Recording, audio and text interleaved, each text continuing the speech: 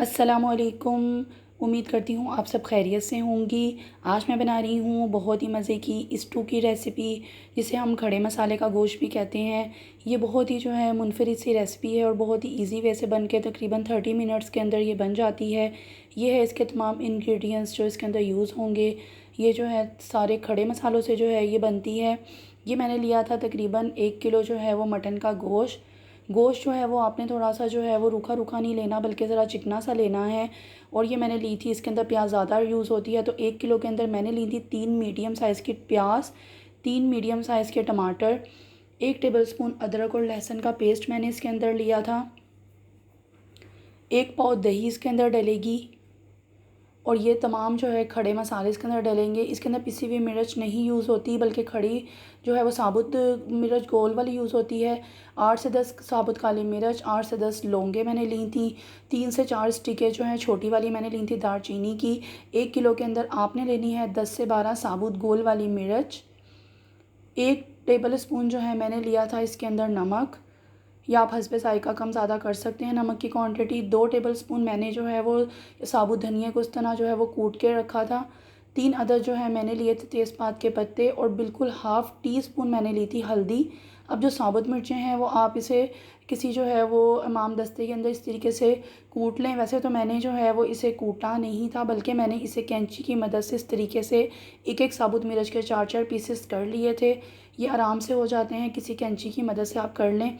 अब एक pressure cooker के अंदर सबसे पहले मैंने डाला था गोश्त, क्योंकि जो है ये जो स्टू की रेसिपी है ये सौंध के बनती है, यानी कि हर चीज़ को आपने इसके अंदर डाल के और फिर आपने इसे जो है वो कुकर को बंद कर देना है। तकरीबन 20 से 25 मिनट्स के लिए आपने जो है वो इसको रखना है दम के ऊपर।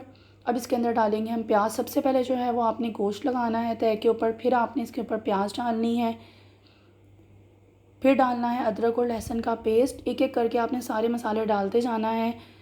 दही अभी आपने नहीं डालनी, और बस सिर्फ़ और सिर्फ 1 कप के करीब आपने जो है पानी डालना है। पानी आपने ज़्यादा नहीं डालना, क्योंकि प्याज और टमाटर भी पानी रिमूव करते हैं, गोश्त भी जो है वो पानी रिमूव करता है। तो फिर बहुत ज़्यादा पानी ना हो जाए, क्योंकि ये भुनी हुई जो है वो रेसिपी है, तो फिर पानी खुश्क करना मुश्किल हो जाता है।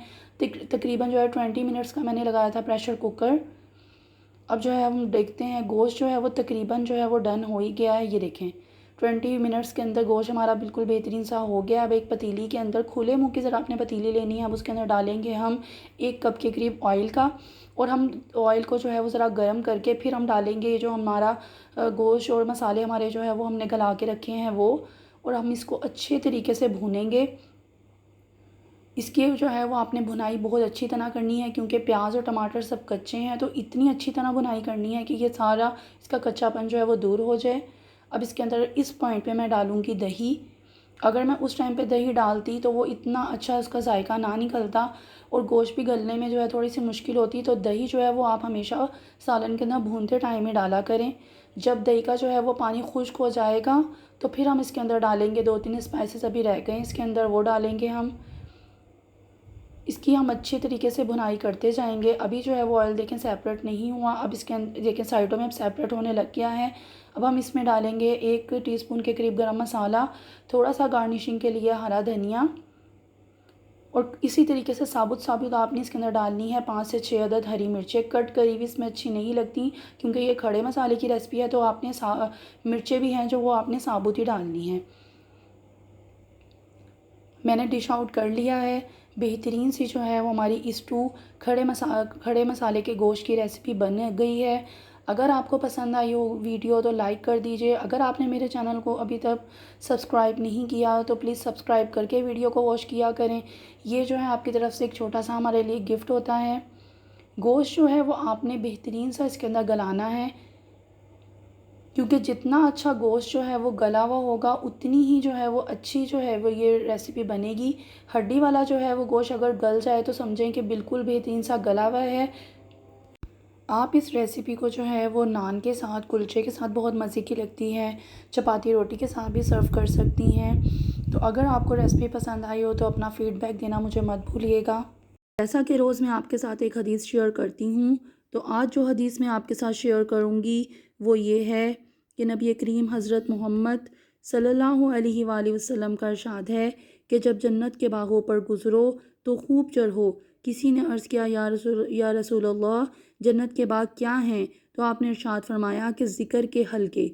इस हदीस का जो मफ़हूम है वो ये है कि नबी करीम ने जन्नत के बागों का जो तज़किरा किया है वो दीन की महफ़िलें हैं, उलमा की महफ़िलें हैं, जो हमें दीन की तरफ बुलाती हैं और दीन की तालीम देती हैं, हमें कुरान जो है वो सिखाती हैं और उस पर अमल करने में की तौफ़ीक देती हैं, तो वो हैं जन्नत के बाग। उन्हीं को जो है वो हम, जैसे हमारे पास जो इल्म आएगा और वो हम औरों तक जो है वो मुंतकिल करेंगे, तो वो ही जो हैं वो जन्नत के बाग हैं और उन्हें हमें खूब चढ़ने का नबी पाक ने इस हदीस में जो है वो हुक्म दिया है। तो अपने तक जो है वो महदूद नहीं रखना हमने इल्म को, या किसी भी चीज़ को, जो भी हमारे पास जो है वो कोई इल्म है, कोई अच्छी बात है, कोई हदीस है, उसे जो है वो कुछ छोटा सा भी अमल क्यों क्यों ना हो, आप उसे जो है वो दूसरे तक पहुँचाएँ, अपने बहन भाइयों को बताएँ कि मैंने जो है ये हदीस सुनी है, आप भी इस पे अमल करिए। हमारी तो जो है मुसलमान की तमाम दिन की जो ज़िंदगी है वही इबादत है। तो अल्लाह पाक जो है हम सबको जो है वो दीन पर चलने की तौफ़ीक दे और हमारी आने वाली नस्लों को भी हिदायत वाला बनाए, दीन पर चलने वाला बनाए। क्योंकि जो है वो कहा जाता है कि आदमी जब दीनदार बनता है तो वो दीन जो है वो सिर्फ़ उसकी दहलीज़ तक ही रहता है, और जो घर के अंदर जो दीन आता है वो औरत की जो है वो नेक बनने से आता है। औरत की जो है वो दीन सीखने से आता है, क्योंकि वो जो जब दीन सीखेगी तो वो फिर अपने हद तक महदूद नहीं रखेगी, वो आपकी नस्ल तक भी वो दीन पहुँचाएगी, अपने बच्चों को, आगे से बच्चे अपने बच्चों को। तो वो फिर नस्ल दर नस्ल जो है वो दीन जो है वो फैलता है और पूरी नस्ल जो है वो दीनदार बनती है। तो जो है अपने घर की औरतों को ख़ुसूसी तौर पे, जैसे हमारी मस्तूरात हैं, हमारी बहनें हैं, माएँ हैं, उन सब को जो है वो कोशिश करनी चाहिए कि जो भी अपने करीब जो है वो मदरसा है, आप उससे जो है वो जॉइन करें। आप जो है वो कुरान पाक को सीखें, तफ़सील के साथ कुरान पाक को सीखें, ताकि हमें पता लगे कि अल्लाह सुब्हानहू व तआला ने हमसे, आखिर ये जो कलामुल्लाह कहा जाता है तो अल्लाह ने हमसे क्या कलाम किया है। क्योंकि हमें अरबी नहीं आती, हम तो उर्दू हम बोलने वाले लोग हैं। तो जब तक हम किसी जो है वो आलिमों की महफ़िलों में या ऐसी जो है वो आलिमाओं की महफ़िलों में नहीं जाएँगे जो हमें कुरान पाक को सिखाएगा, तो हमें दीन कैसे आएगा। तो अल्लाह पाक हम सब को हामी और नासिर हो जाए, मददगार हो जाए और हमें दीन पर पूरा पूरा अमल करने की तौफ़ीक अता फ़रमाए। नेक्स्ट वीडियो में एक अच्छी सी रेसिपी लेके और एक और हदीस लेके आपके सामने पेश होंगी। जब तक के लिए अल्लाह हाफ़िज़।